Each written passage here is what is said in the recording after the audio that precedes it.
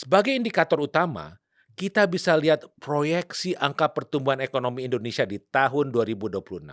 Lembaga-lembaga internasional seperti Bank Dunia dan IMF memproyeksikan pertumbuhan ekonomi kita di angka 5 hingga 5,2%. Namun, pemerintah dalam draft awal APBN 2026 lebih optimis dengan target 5,4%. Proyeksinya, ini bisa menambah perputaran uang di daerah hingga puluhan triliun rupiah per tahun. Lalu, sektor UMKM dan digitalisasinya juga memegang peranan penting. Secara makro, Indonesia tetap menjadi ekonomi yang stabil dengan proyeksi pertumbuhan ekonomi di atas 5%. Secara mikro, daya beli akan sangat bergantung pada efektivitas program pemerintah dan adaptasi teknologi.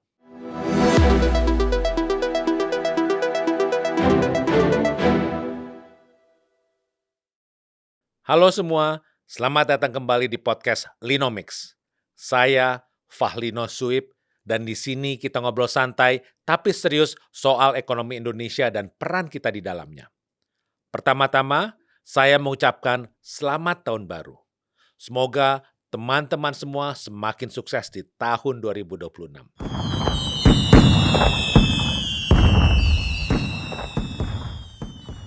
Di episode pertama tahun ini, kita akan membahas tentang proyeksi ekonomi Indonesia 1 tahun ke depan. Banyak pihak yang mengatakan bahwa tahun 2026 adalah tahun pembuktian. Mengapa? Karena di tahun inilah kebijakan-kebijakan dari pemerintahan saat ini yang dimulai pada akhir 2024 lalu seharusnya sudah mulai membuahkan hasil. Ini adalah tahun di mana kita melihat apakah target pertumbuhan ekonomi tinggi yang ambisius itu bisa tercapai ataukah kita masih terjebak di zona nyaman pertumbuhan ekonomi 5%. Untuk melihatnya, mari kita bedah hal tersebut dari 3 lensa yang berbeda, yaitu lensa makro sebagai gambaran besarnya, lensa mikro di mana ini langsung menyentuh kehidupan masyarakat banyak, dan lensa sektoral yaitu sektor industri mana yang akan jadi juara di tahun 2026. Nah, kita mulai dari gambar besarnya dulu, dari sisi makro. Sebagai indikator utama, kita bisa lihat proyeksi angka pertumbuhan ekonomi Indonesia di tahun 2026. Lembaga-lembaga internasional seperti Bank Dunia dan IMF memproyeksikan pertumbuhan ekonomi kita di angka 5 hingga 5,2%. Namun, pemerintah dalam draft awal APBN 2026 lebih optimis dengan target 5,4%. Mengapa ada perbedaan? Karena pemerintah mengandalkan akselerasi investasi fisik dan hilirisasi yang lebih masif.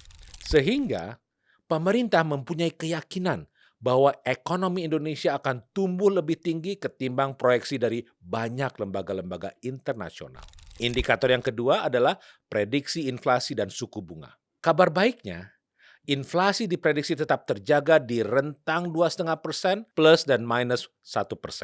Sehingga Bank Indonesia diproyeksikan tetap memiliki ruang untuk menurunkan suku bunga acuan atau BI rate ke kisaran 4 hingga 4,5% pada pertengahan 2026 nanti. Namun, penurunan suku bunga ini dengan catatan bahwa nilai tukar rupiah stabil di angka kisaran 16.200 sampai 16.400 rupiah per dolar Amerika Serikat. Indikator makro lainnya adalah terkait tantangan global. Dari sisi global, tantangan terbesarnya adalah proteksionisme. Pada 2026 kita akan melihat banyak negara besar melakukan apa yang kita sebut pagar dagang. Misalnya, Uni Eropa akan semakin memperketat pajak karbon bagi barang impor. Jika produk Indonesia seperti besi, baja, atau semen tidak diproduksi dengan energi bersih, produk kita akan menjadi sangat mahal di pasar Eropa. Lalu, negara seperti Amerika Serikat semakin masif memberikan subsidi besar-besaran untuk industri dalam negeri mereka sendiri yang secara tidak langsung menutup pintu bagi produk dari negara berkembang. Ditambah lagi, perlambatan ekonomi Tiongkok, mitra dagang utama kita, yang masih akan menekan kinerja ekspor komoditas. Sehingga Kita tidak bisa lagi hanya mengandalkan ekspor bahan mentah. Nah, sekarang mari kita bicara soal apa yang akan terjadi di tingkat rumah tangga atau dari sisi mikro.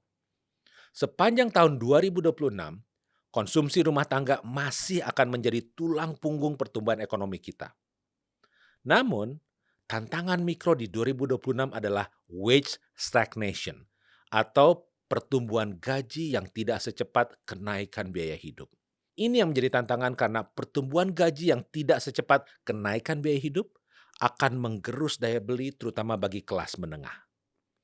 Jadi, tekanan pada kelas menengah ini adalah yang kita sebut sebagai the squeeze middle class.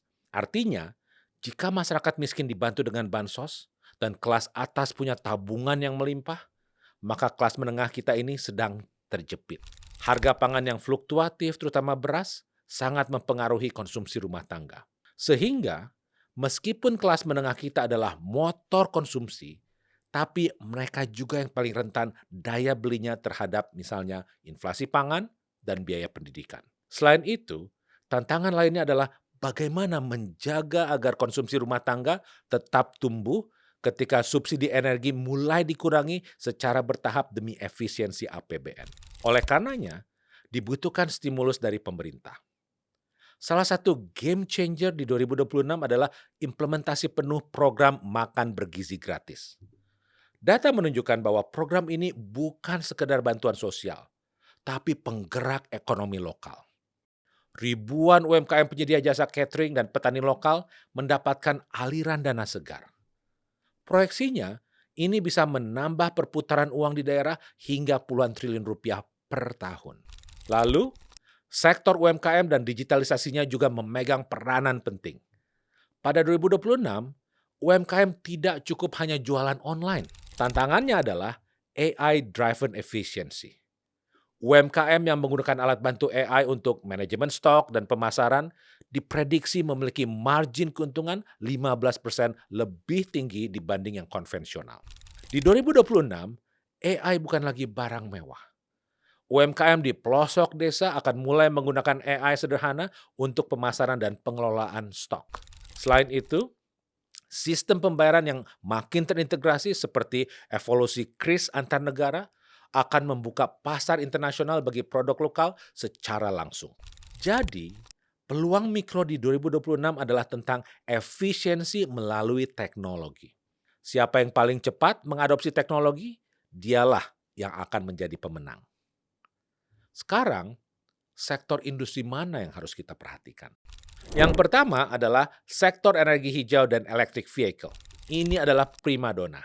Di tahun 2026, hilirisasi nikel sudah bergeser ke produksi sel baterai electric vehicle dalam skala industri. Kita tidak lagi hanya ekspor bahan baku, tapi sudah mulai merakit komponen inti kendaraan masa depan. Investasi di sektor ini diproyeksikan tumbuh di atas 10% year on year. Ini adalah golden child di 2026. Dengan komitmen emisi bersih, ekosistem baterai kendaraan listrik akan mencapai puncaknya. Jika Anda bergerak di sektor ini, momentumnya adalah sekarang. Yang kedua, sektor teknologi informasi. Adopsi AI dan otomatisasi akan mendominasi manufaktur dan logistik.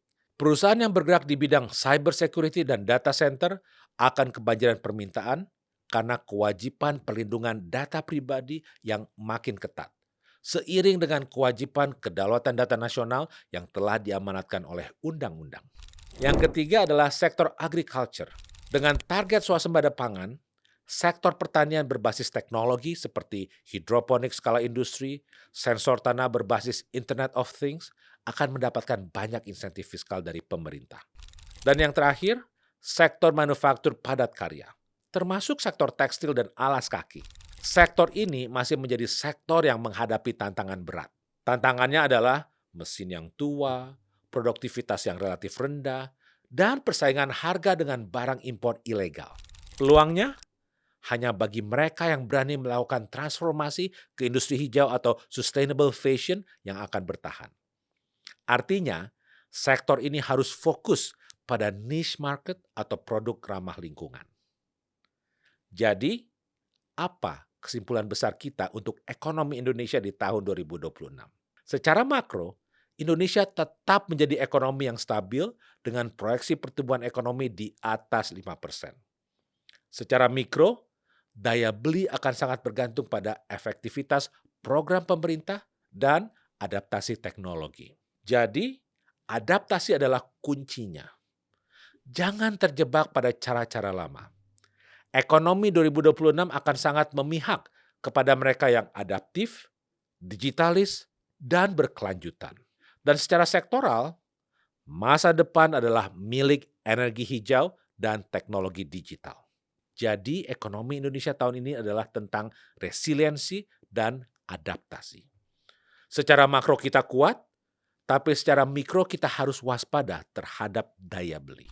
Pesan untuk teman-teman sekalian, jika Anda seorang pengusaha, 2026 adalah tahun untuk berinvestasi pada efisiensi, bukan sekedar ekspansi. Jangan hanya terpaku pada angka pertumbuhan ekonomi nasional. Lihatlah perubahan perilaku konsumen di sektor Anda.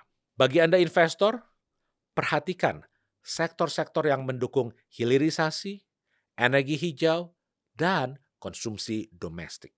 Jika Anda seorang profesional, upskilling di bidang AI adalah kewajiban, bukan pilihan. Mengapa? Indonesia di tahun 2026 bukan tentang siapa yang paling besar, tapi siapa yang paling cepat merespons perubahan global dan paling cerdas memanfaatkan peluang domestik. Indonesia bukan lagi sekedar pasar. Kita sedang berproses menjadi pemain global. Tantangan akan selalu ada, tapi dengan fundamental yang kita punya, peluang itu jauh lebih besar untuk kita tangkap. Kalau kamu suka episode ini, jangan lupa subscribe, beri rating, dan bagikan ke teman-temanmu. Sampai jumpa di episode berikutnya. Saya Fahlino Suib.